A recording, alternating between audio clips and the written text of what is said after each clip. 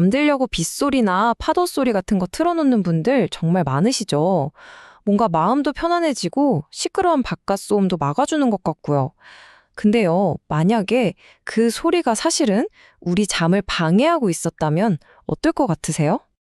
자, 여기 엄청난 숫자가 하나 있습니다. 바로 300만. 이게 과연 뭘 의미하는 숫자일까요? 이게 바로 스포티파이에서만 사람들이 매일같이 백색 소음 팟캐스트를 듣는 시간이라고 합니다. 300만 시간. 정말 어마어마하죠? 우리 일상에 이런 소리들이 얼마나 깊숙이 자리 잡고 있는지 제대로 보여주는 숫자입니다. 바로 여기서 오늘 우리가 던져야 할 핵심 질문이 나옵니다. 우리가 그토록 믿고 의지했던 그 편안한 소리가 사실은 우리의 수면을 아주 조용히 그리고 서서히 망가뜨리고 있었다면 어떡하죠? 자, 첫 번째 파트입니다. 편안하다고만 믿었던 그 소리가 사실은 해로울 수 있다? 그 과학적인 증거를 한번 같이 파헤쳐 보겠습니다. 오늘 이야기의 주인공은 바로 핑크 노이즈입니다. 백색 소음이랑 비슷한데 저음이 좀 더 강조돼서 훨씬 부드럽게 들려요. 우리가 잠잘 때 흔히 듣는 빗소리나 파도소리, 바로 그게 핑크 노이즈에 해당합니다. 그런데 최근에 펜실베이니아 대학교에서요, 이 핑크 노이즈에 대한 우리의 믿음을 완전히 뒤집어 버릴 수도 있는 아주 놀라운 연구 결과를 발표했습니다.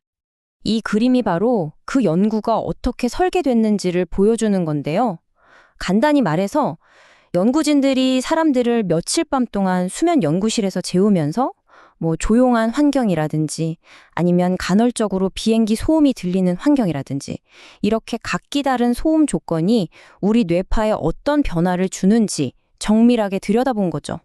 실험 조건은 보시는 것처럼 크게 5가지였어요. 아무 소리도 없는 대조군, 그리고 비행기 소리 같은 외부 소음만 있는 환경, 또 핑크 노이즈만 계속 틀어놓은 환경, 그리고 비행기 소음에 핑크 노이즈까지 더한 환경, 마지막으로 비행기 소음이 들릴 때 귀마개를 착용한 환경까지 아주 꼼꼼하게 비교 분석했습니다.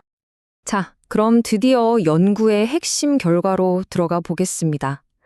과연 핑크 노이즈를 들으면서 잘 때 우리 뇌 속에서는 대체 무슨 일이 벌어지고 있었을까요? 이 한 문장이 사실 모든 걸 설명해 줍니다. 우리가 깊이 잠들었다고 생각하는 바로 그 순간에도 우리 뇌의 청각 시스템은 절대 꺼지지 않는다는 거예요. 그러니까 뇌는 밤새도록 들려오는 소리를 처리하느라 계속 일을 하고 있는 거죠. 이것 때문에 외부 자극을 걸러줘야 하는 뇌의 필터가 제대로 작동을 못하게 되고 결국 뇌가 온전하게 쉬는 상태, 그러니까 완전히 오프 상태로 들어가는 걸 방해받게 되는 겁니다. 여기서 정말 흥미로운 지점이 나오는데요. 소음의 종류에 따라서 수면에 미치는 영향이 달랐다는 거예요. 교통소음처럼 껐다 켰다 하는 간헐적인 소음은 우리 몸이 회복하는 데 중요한 깊은 수면을 주로 방해했고요. 반면에 핑크 노이즈처럼 쭉 이어지는 소음은 감정 조절이나 기억력에 필수적인 렘 수면을 집중적으로 공격했습니다. 그러니까 소음의 종류에 따라서 몸을 공격하느냐, 정신을 공격하느냐가 달랐던 거죠. 수치로 한번 볼까요?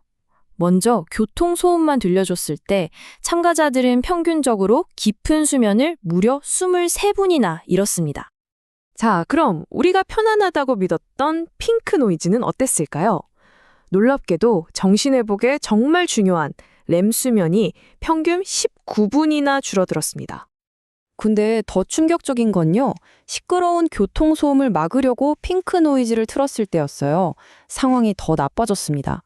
잠에서 깨어있는 시간이 오히려 15분이나 더 늘어났어요. 그러니까 소음으로 소음을 막으려다가 최악의 결과를 낳은 셈이죠. 아니, 그럼 어쩌라는 걸까요? 해결책은 뭘까요?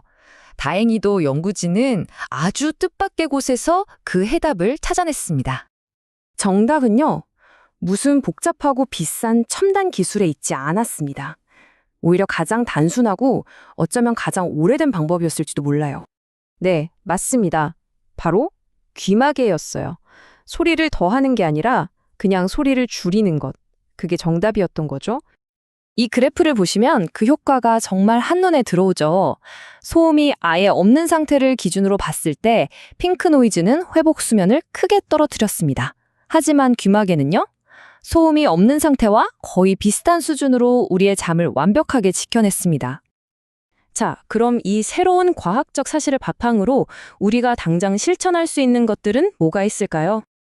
오늘부터 우리가 실천할 수 있는 수면 전략 3단계 딱 정리해 드릴게요. 첫째, 기본으로 돌아가세요.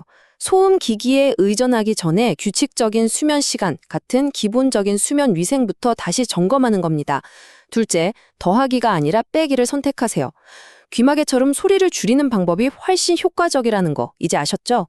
마지막으로 혹시 소음 기기를 꼭 써야 한다면 특히 아이들을 위해서는 볼륨을 정말 낮게 유지해야 합니다.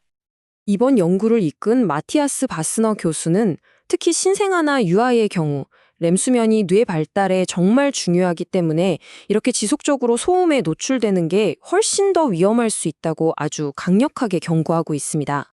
렘 수면은 우리 뇌의 발달과 건강을 위해서 그야말로 절대적으로 필요합니다. 그렇다면 우리가 무심코 사용해온 이 소리들이 과연 우리 다음 세대의 뇌에 장기적으로 어떤 영향을 미치고 있을까요? 오늘 밤 잠들기 전에 한 번쯤 진지하게 고민해봐야 할 문제가 아닐까 싶습니다.